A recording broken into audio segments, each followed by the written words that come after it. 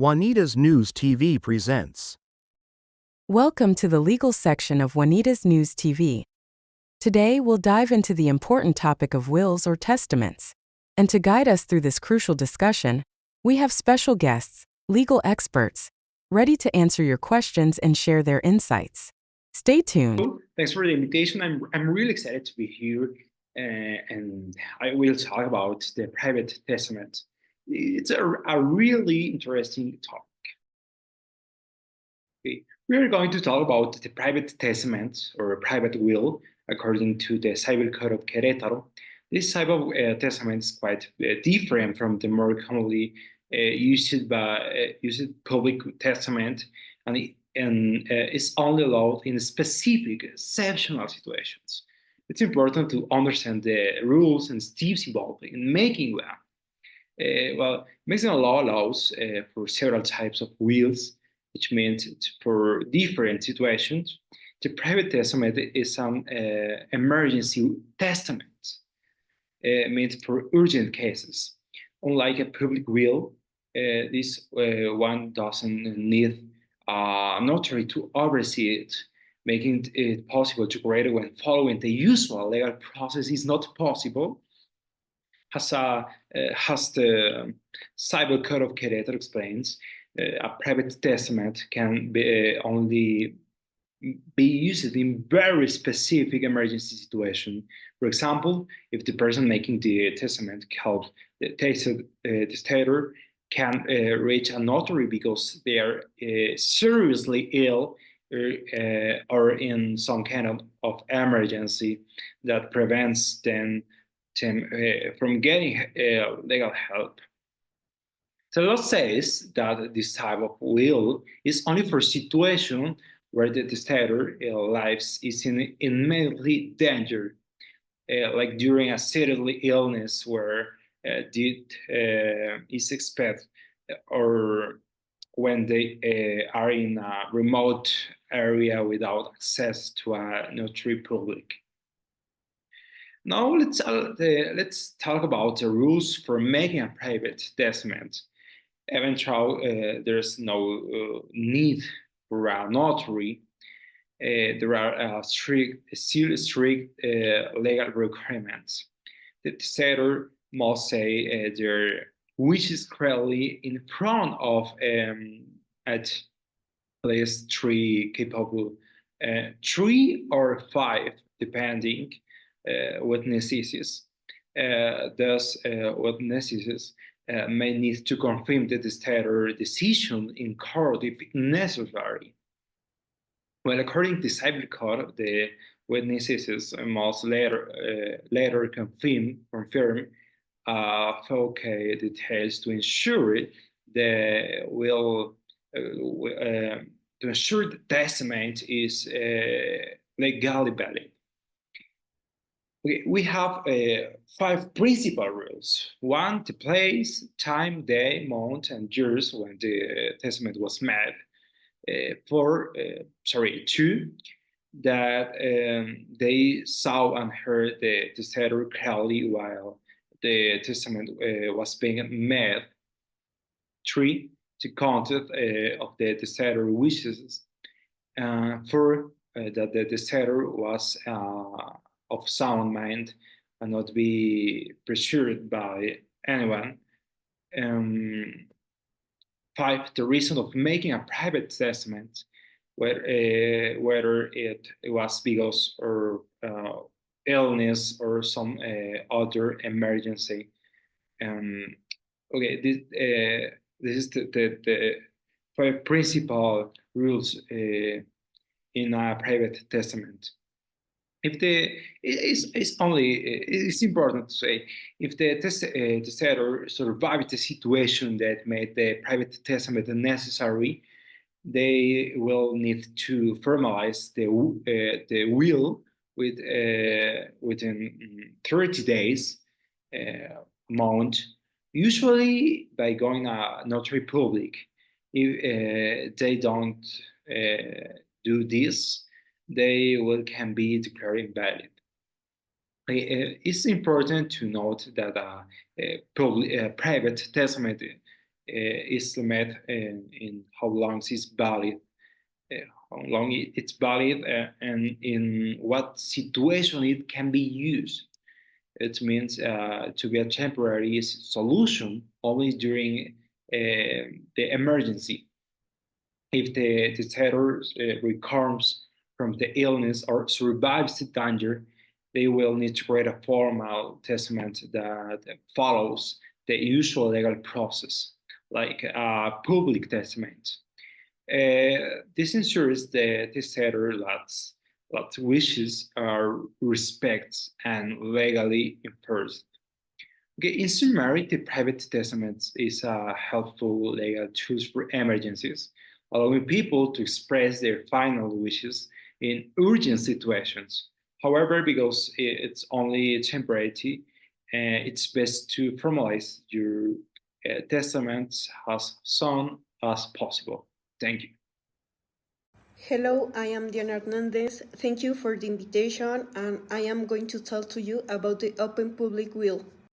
Of course, the Open Public Will is a document where you, as the testator, clearly declare your will before me, the notary, and in certain case, before witnesses, according to Article 44 of the Federal Civil Code. This type of will is granted under my supervision, complying with all legal formalities. The formalities that the Open Public Will must adhere to are found in the Federal Civil Code, Chapter 2, from Article 5011 and 5020, and in the Civil Code of the State of Querétaro, from Article 44 and 4013. It is not only serves to transfer assets and rights, but also to declare or fulfill obligation after deed. The process takes place when you clearly express your will to me, and I write the clause of the last will and testament in accordance with your wishes.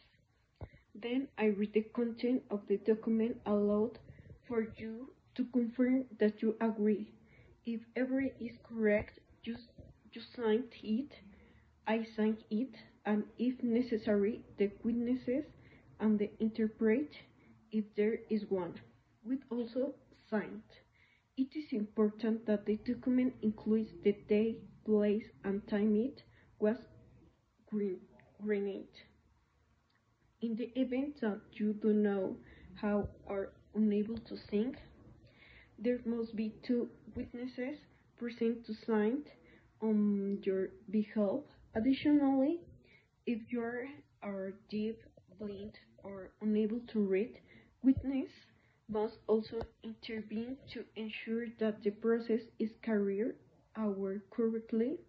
If you are unable to sign, they will due to a physical limitation. One of the witnesses can sign on your behalf, but you must leave your fingerprint as a mark to confirm that you have granted the will.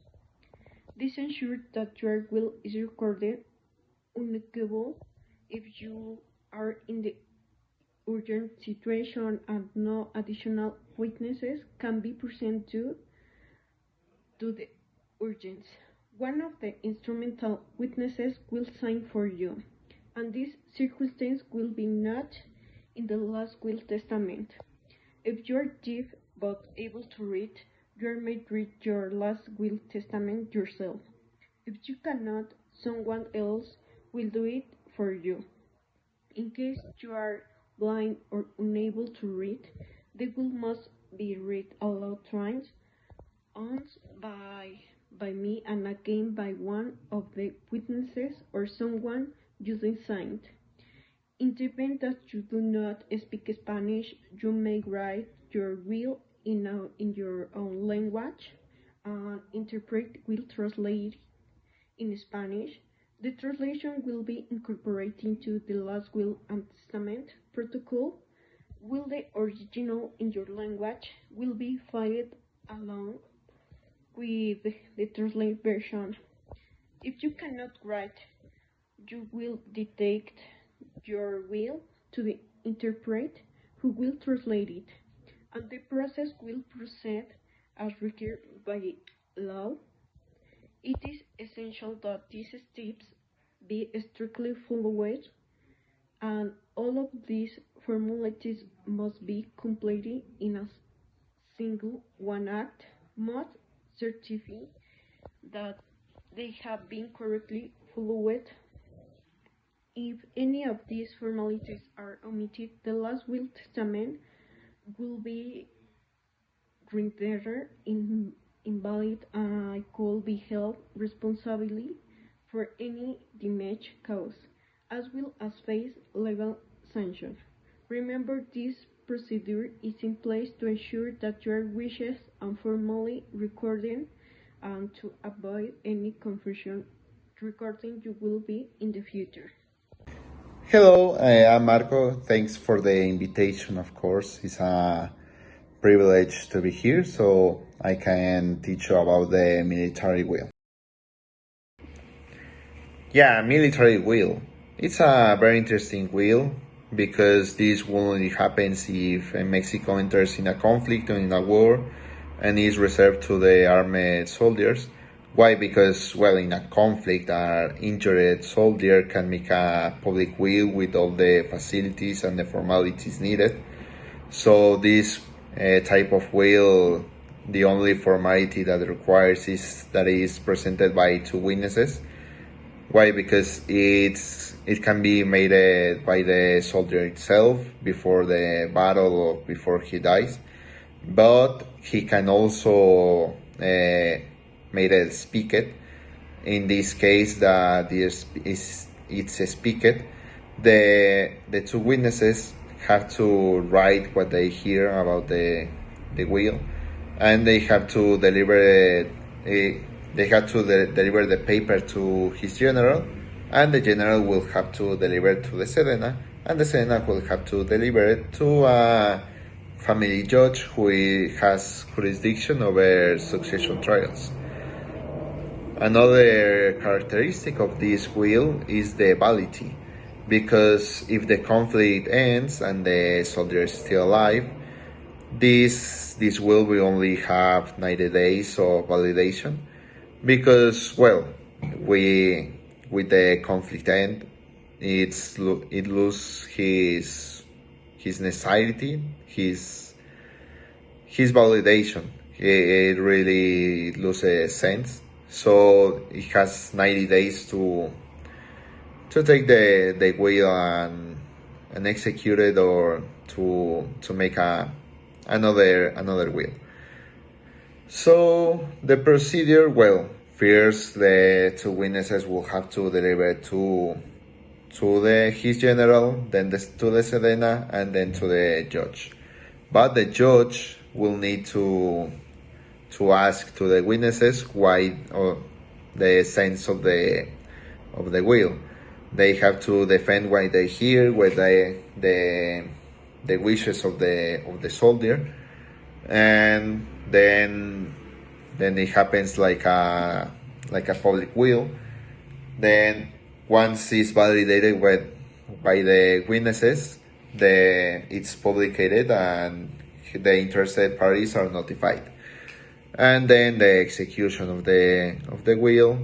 The real difference with the public will or other type of wills is that this only happens in a conflict, and it's only for the military soldiers, so they can make the will without the formalities that public will needs.